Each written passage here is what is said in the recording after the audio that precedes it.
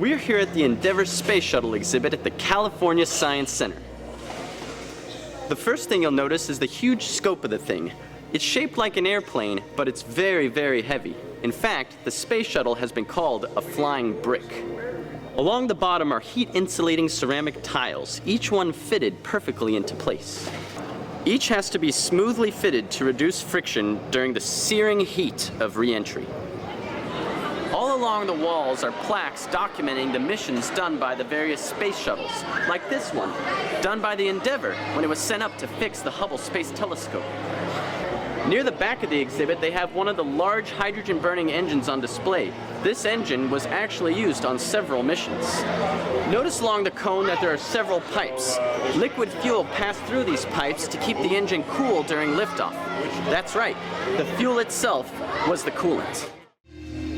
It's amazing to take a look at this complicated engine, and it helps you appreciate the advanced craftsmanship and skill that is involved in every detail. These 5 engines are used primarily during liftoff, and they get their fuel from the large orange tank that you see on the launch pad. If you look closely, you'll notice several holes near the nose and the tail of the shuttle. These are for steering and rotating while it's in space. Each ejects high-velocity blasts of air, which rotate and orient the shuttle. These 6 tires were used on the final flight of the Endeavour.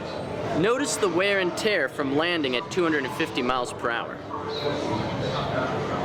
They also have a mock-up of the ground control center that operated the shuttle, and a space toilet, which uses air currents to siphon bodily excretions. One of the best parts of the exhibit is the video showing all the trouble it took to get the shuttle here.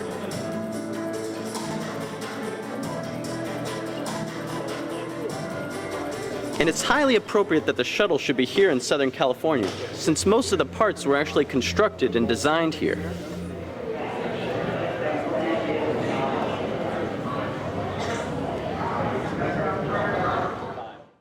But the main draw is still the Endeavour itself, not just because of its size, but that it's spent more than 290 days in space and taken more than 150 men and women safely from the Earth to space and home again.